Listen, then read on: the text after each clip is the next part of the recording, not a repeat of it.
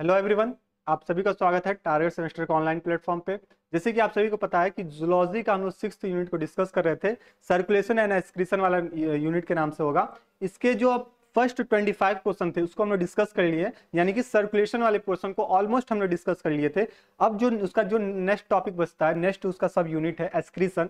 उसको आज उसके क्वेश्चन को हम सॉल्व करने की कोशिश करेंगे और ये देखने की कोशिश करेंगे कि एग्जाम में किस टाइप के क्वेश्चन पूछते हैं और पिछले बार कैसे क्वेश्चन आए हुए हैं और आगे कैसे आने वाले हैं। यानी कि आगे भी, पीछे भी और प्रेजेंट में, मतलब तीनों एक साथ हम लोग ऑलराउंडर के फॉर्म में हम लोग काम करने वाला है।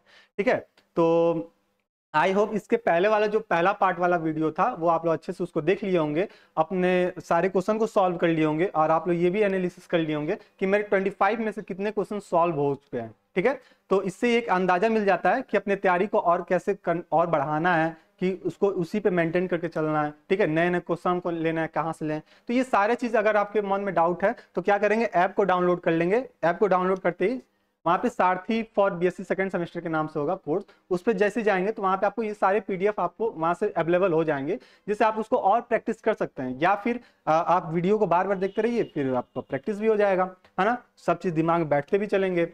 और क्या करेंगे, आप डिस्क्रिप्शन बॉक्स में ही ग्रुप का एक लिंक दिया हुआ है, सारथी फॉर बीएससी सेकंड सेमेस्टर के नाम से होगा। उस ग्रुप को आप लोग ज्वाइन कर लेंगे। उस ग्रुप को ज्वाइन करने से फायदा ये बात है कि आपको एग्जाम के रिकॉर्डिंग जो भी अपडेट हैं उसको आपको बराबर मिलती रहेंगी।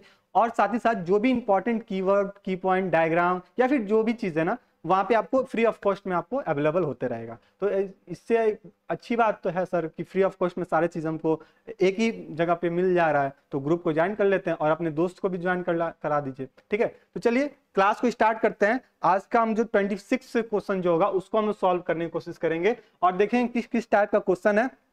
ठीक है, इससे पहले सारे क्वेश्चन हम लोग देख चुके हैं। चलिए, 26 नंबर क्वेश्चन है कि लार्जेस्ट डब्ल्यूबीसी, सबसे लार्जेस्ट डब्ल्यूबीसी कौन सा होता है? क्या वो लिम्फोफाइट होता है, क्या वो स्नोफिल होता है, क्या वो मोनोसाइट होते हैं, क्या वो न्यूट्रोफिल्स होते हैं? अच्छा, न्यूट्रोफिल्स हम लोग लास्ट क्लास में बात किए थे, आपको याद भी होगा। ये क्या होता है, डब्ल्यूबीसी सोल्डर होते हैं, है ना, शोल्डर होते हैं। और ये क्या, हम क्या करते हैं, बॉडी सबसे पहले जो भी पैथोजन आते हैं या फिर जो भी फॉरेन पार्टिकल्स आते हैं सबसे पहले एक्टिव हो जाते हैं, सबसे पहले आगे आते हैं उससे फाइट करने के लिए। तो ये किस का काम होता है? न्यूट्रोफिल्स का काम होता है। हमसे क्वेश्चन क्या पूछा है, सबसे लार्जेस्ट डब्ल्यूबीसी कौन होता है? तो बताएंगे सर वो मोनोफाइट होता है, मोनोसाइट होता है। क्या होता है वो? मोनोसाइट होने वाला है। अच्छा, अगर एग्जाम पूछ ले सबसे स्मॉलेस्ट डब्ल्यूबीसी कौन होता है, तो बताएंगे सर वो कौन सा होता है? सब वो लिम्फोसाइट होता है।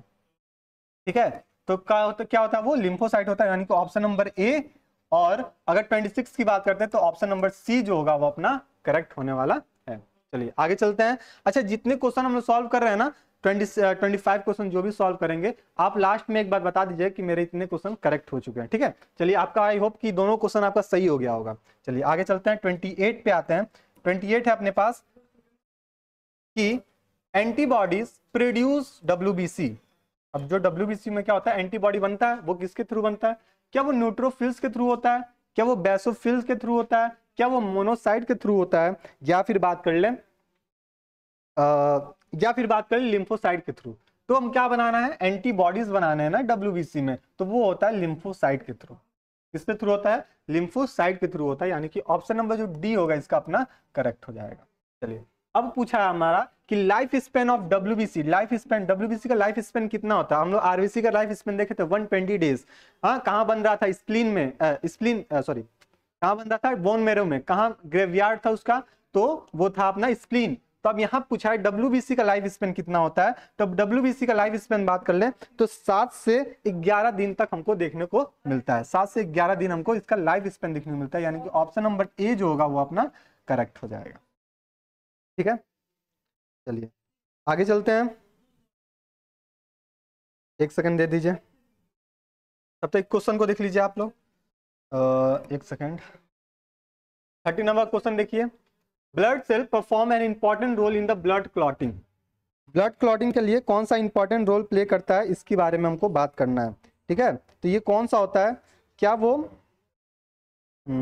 एक सेकंड, एक सेकंड, ऑप्शन देखिए फिर इसका आंसर बताइए। 30 नंबर क्वेश्चन है ना।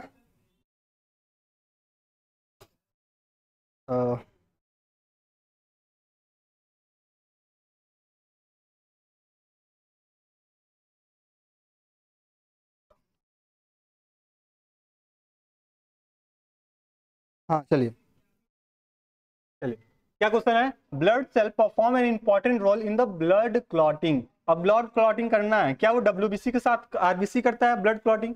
क्या वो डब्ल्यूबीसी करता है, क्या वो लिम्फोसाइट करता है, या फिर प्लेटलेट करता है? हम लोग पहले भी पढ़ चुके थे थ्योरी क्लास में भी कि जो भी ब्लड का क्लॉटिंग करना, कहीं भी इंजरी हो गया, ब्लड को क्लॉटिंग करना है, तो वहां पे प्लेटलेट की रोल इंपॉर्टेंट रोल प्ले होता है, जिसको हम बोलते हैं थ्रोम्बोसाइट। क्या बोलते हैं उसको? थ्रोम्बोसाइट कहते हैं। तो ऑप्शन नंबर जो डी होगा वो अपना करेक्ट हो जाएगा। अच्छा दिया है the blood clot in vessels is called. अब जो ब्लड क्लॉट हो रहा है वेसल्स में, उसको हम किस नाम से जानते हैं?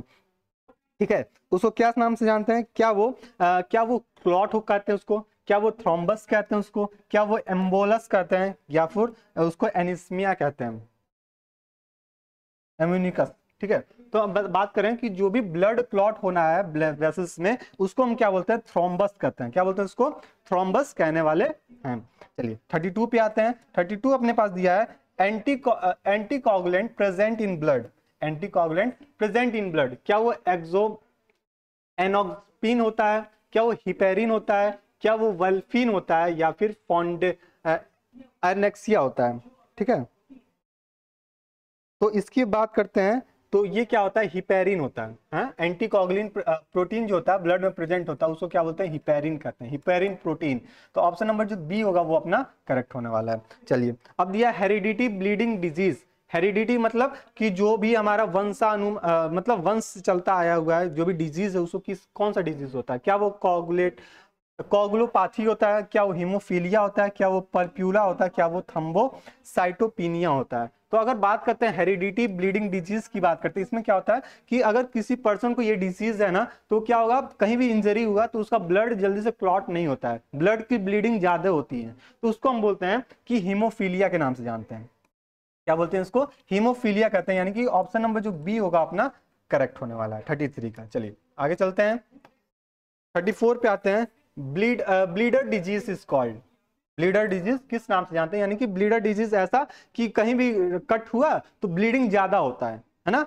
वही चीज पिछले वाला क्वेश्चन था, यानी कि उसको हम लोग हीमोफीलिया के नाम से जानते हैं। चलिए अब अगर पूछ लिया जाए क्रिसमस डिजीज किसको होता है, ये सब इंपॉर्टेंट है एग्जाम में, यहाँ पे इंपॉर्टेंट लगा लीजिए, ये सारे क्वेश्चन इंपॉर्टेंट है, एग्जाम में यहीं से क्वेश्चन आते हैं। ठीक है, क्या दिया है? Christmas disease. क्रिसमस डिजीज किसको कहते हैं? क्या वो हीमोफीलिया ए को कहते हैं, क्या वो हीमोफीलिया बी को कहते हैं, या फिर बर्नार्ड सॉर्नल सिंड्रोम को कहते हैं, या फिर फैक्टर विलाई को कहते हैं? तो अगर आपसे पूछे क्रिसमस डिजीज किसको कहते हैं, तो वो होता है हीमोफीलिया बी को कहते हैं। किसको कहते हैं? हीमोफीलिया बी को कहते हैं। चलिए आगे पहुंचते हैं हम लोग, 36 पे आते हैं। 36 दिया है a type of anaemia with sickle shape RBC.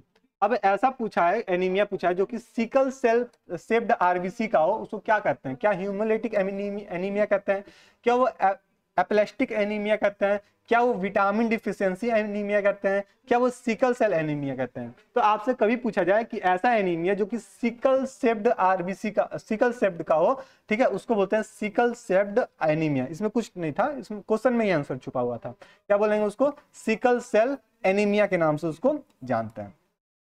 ठीक है, अब चलिए 37 पे आते हैं। 37 अपने पास क्या देकर रखा हुआ है? 37 है विस्कोसिटी ऑफ ब्लड। ब्लड में चिपचिपाहट कितना होता है?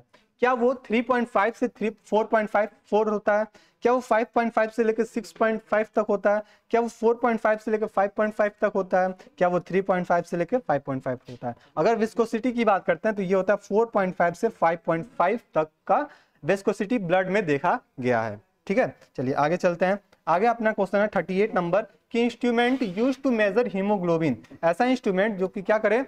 हीमोग्लोबिन को मेजर करने के लिए रिस्पॉन्सिबल लगता है, तो उसको बोलते हैं क्या? स्फेग्नोमेनोमीटर कहते हैं, क्या हीमोसाइटोमीटर कहते हैं, क्या हीमोग्लोबिन मीटर कहते हैं, या फिर बैरोमीटर कहते हैं? हमको क्या बात करना है? हीमोग्लोबिन को मेजर करना है, तो वो होता है हीमोग्लोबिनोमीटर। क्या होता है वो? हीमोग्लोबिनोमीटर। ऑप्शन नंबर जो सी हो जाएगा वो अपना करेक्ट हो जाएगा। अब दिया है who demonstrated blood group. Blood group को कौन डिमोन्स्ट्रेट किया, कौन डिस्कवर किया? तो क्या वो रॉबर्ट कॉच थे, क्या वो रॉबर्ट हुक थे, क्या वो विलियम हार्वे थे, या फिर कार्ल लैंडर स्टीनर थे? ठीक है, तो अगर पूछे सर्कुलेशन की बात करते हैं ना ब्लड में, तो वो हार्वे थे। ठीक है, पिछले क्लास में हमने देखे थे। अगर सर्कुलेशन की बात करते हैं तो हार्वे थे। अगर ब्लड ग्रुप की बात करते हैं तो वो कार लैंड स्टीनर हो जाते हैं। कौन हो जाते हैं? कार लैंड स्टीनर, यानी कि ऑप्शन नंबर जो डी होगा 39 का वो अपना करेक्ट हो जाने वाला है। ठीक है, 39 के बाद 40 पे आते हैं। 40 क्या देकर रखा हुआ है कि हु डेमोन्स्ट्रेटेड RH फैक्टर। अब दिया है RH फैक्टर को कौन डिस्कवर किया? क्या वो कोच थे, क्या वो हुक थे, क्या वो हार्वे थे, या फिर लैंड स्टीनर थे? तो RH फैक्टर की बात करते हैं, ठीक है, तो वो कौन थे? कार्ल लैंड स्टीनर थे। कौन थे? कार्ल लैंड स्टीनर, यानी कि ब्लड ग्रुप की बात करते हैं और साथ ही साथ RH फैक्टर की बात करते हैं, वो कौन होते हैं? कार्ल लैंड स्टीनर होते हैं। ठीक है, कार्ल लैंड स्टीनर, यानी कि ऑप्शन नंबर जो डी होगा वो अपना करेक्ट हो जाएगा। अच्छा, ये बात कर 41 पे आते हैं। Blood group which are universal donor. Universal donor की बात कर रहा है कि ये कौन हो सकता है। तो अगर बात करें, ये क्या है? एक ब्लड ग्रुप ओ है ना, ए है और बी है और ए बी है। यहां से ये ट्रिक आपको बहुत अच्छा लगेगा, ठीक है, इसको देख लीजिए।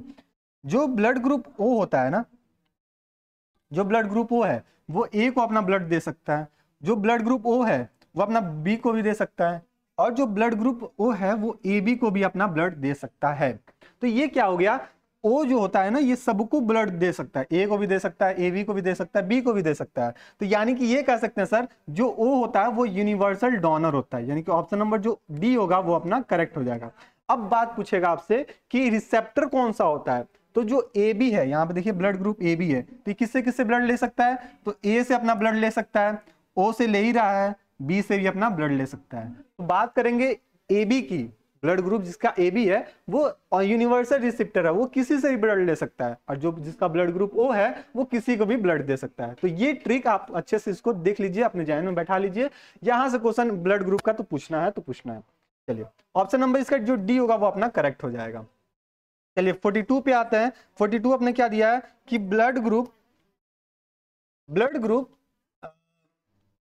Is the most common, sorry यहाँ पे 42, blood group which is called universal recipient, universal donor, हाँ यूनिवर्सल रिसेप्टेंट। किसको, कौन सा ब्लड ग्रुप है जो कि सबसे ब्लड ले सकता है ना? तो वो होता है हमारा ए बी। अभी हम लोग देखे थे ए बी होता है वो, ठीक है। तो ऑप्शन नंबर जो बी होगा करेक्ट हो जाएगा। 43 पे आते हैं। Blood group is the most common among the Asian. जो अपना एशिया है ना, एशिया कॉन्टिनेंट, इसमें जो ब्लड ग्रुप होता है वो सबसे ज्यादा कॉमन कौन सा ब्लड ग्रुप देखने को मिलता है?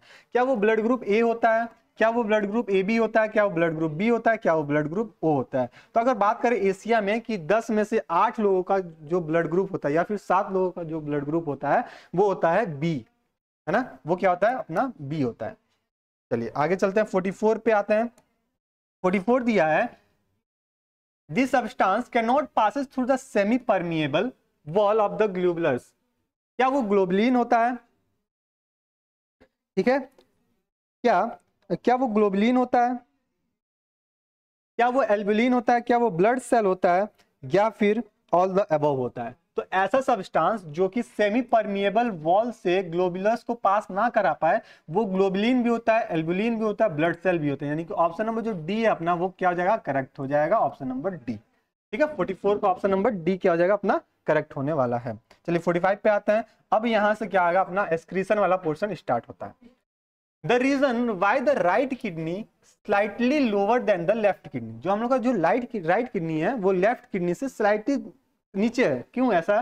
कि ऐसा दिया रहा है कि the left kidney is the bigger than the right. इसकी वजह से क्या? Considerable space occupied by the heart. Heart अपना क्या करे? एक स्पेशल मतलब ज्यादा अमाउंट में स्पेस कवर कर रखा है, इसकी वजह से। या फिर बोल दे considerable space occupied by the liver on the right side. क्या फिर हमारे जो राइट साइड में लीवर प्रेजेंट है, इसकी वजह से जो राइट किडनी है ना, वो क्या है? स्लाइटली लोअर पे है। या फिर right kidney bigger than the left, या फिर जो राइट वाला किडनी है वो लेफ्ट से बड़ा है। ऐसा कुछ नहीं होता है, इसलिए होता है जो राइट किडनी लेफ्ट किडनी से छोटा बड़ा इसलिए है क्योंकि राइट साइड में हमारे लीवर प्रेजेंट है। राइट साइड में देखिए, अगर बात करते हैं किडनी हमारा यहाँ प्रेजेंट होता है, ठीक है, किडनी हमारा कहाँ होता है? यहाँ प्रेजेंट होता है। और लीवर कहाँ होता है? यहाँ पे प्रेजेंट होता है। हार्ट कहाँ होता है? यहाँ पे प्रेजेंट होता है। तो हार्ट से और किडनी से तो कोई रिलेशन नहीं हुआ स्पेस के अकॉर्डिंग में, हाँ कंपेयर में बात करें तो यहाँ से अगर बात करते हैं तो जो लीवर होता है हमारे राइट साइड में होता है, इसके वजह से लीवर राइट साइड में, लेफ्ट साइड में तो लीवर है नहीं, तो राइट साइड में अगर लीवर है तो यहाँ से जो एरिया ऑक्यूपाइड स्पेस होता है वो क्या होता है, एक का छोटा एक का बड़ा देखने को मिलता है, यानी कि ऑप्शन नंबर जो सी होगा वो अपना करेक्ट होने वाला है 45 का। चलिए आई होप ये समझ में आ गया होगा आपका। 45 के बाद 46 पे आते हैं। 46 है kidney in the human body extended from the level, क्या वो 5th thoracic vertebra to the 3rd इल्यूमल वर्टिब्रा होता है, क्या वो 8th थोरैसिक वर्टिब्रा से 12th लंबर वर्टिब्रा होता है, क्या वो 10th थोरैसिक वर्टिब्रा से 5th लंबर वर्टिब्रा होता है, क्या वो 12th थोरैसिक वर्टिब्रा से 3 लुम्बर वर्टिब्रा होता है। तो किडनी की बात कर रहा है ह्यूमन बॉडी में, तो कैसे एक्सटेंड हुए रहते हैं, 12th थोरैसिक वर्टिबल पे होते हैं।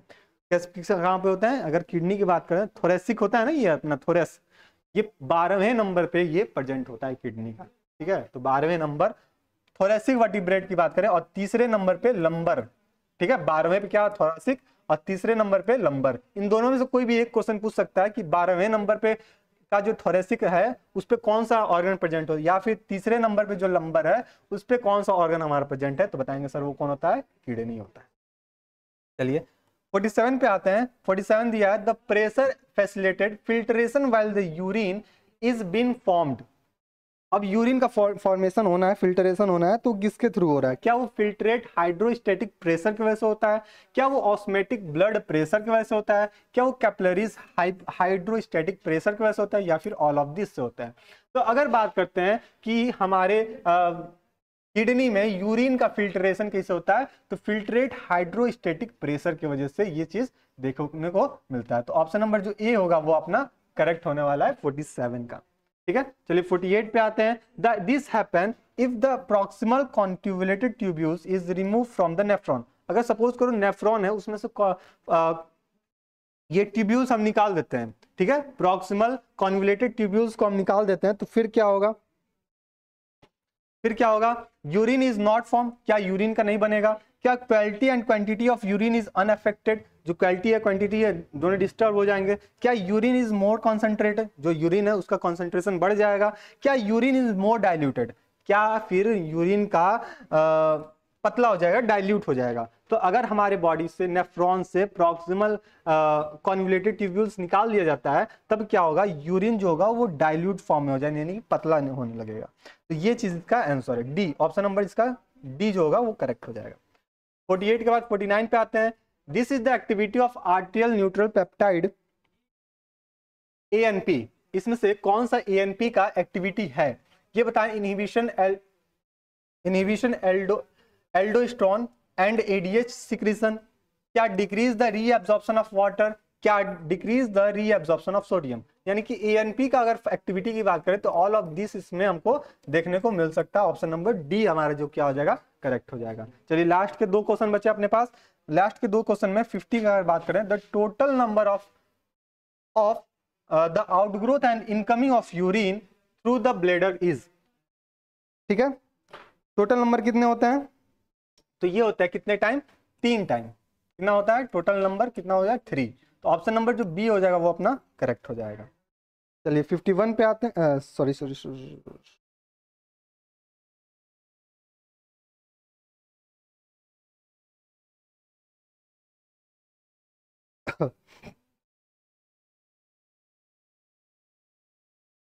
3, ठीक है।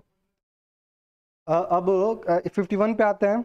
51 अपने पास क्या देके रखा हुआ है, capillaries hydrostatic pressure, capillaries hydrostatic pressure during the filtration in the built is the glomerulus has, क्या वो size of Bowman's capsule significantly large, क्या वो afferent arterioles narrow compare efferent होता है, क्या वो efferent arterioles in the narrow compare to the afferent. तो option इसका जो डी हो जाएगा ना वो क्या हो जाएगा अपना करेक्ट हो जाएगा। चलिए 51 के बाद 52 पे आते हैं।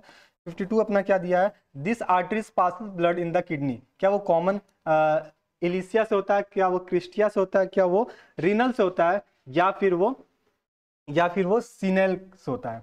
इसका ऑप्शन आप बताएंगे। आर्टियल पासेस किससे होता है, तो बताएंगे वो रीनल से होता है। ठीक है, किससे होता है, रीनल से होने वाला है, यानी कि ऑप्शन नंबर जो सी है वो अपना करेक्ट होने वाला है।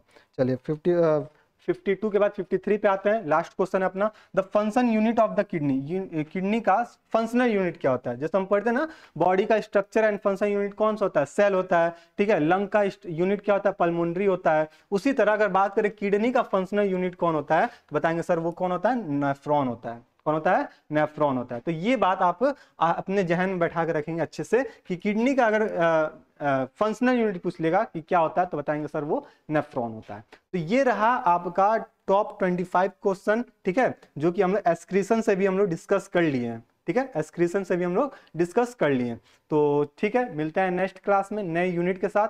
आई होप कि इतना जितना हम लोग सॉल्व किए हैं, यूनिट 6 ऑलमोस्ट कंप्लीट, ऑलमोस्ट क्या पूरी कंप्लीट हो गई यूनिट 6।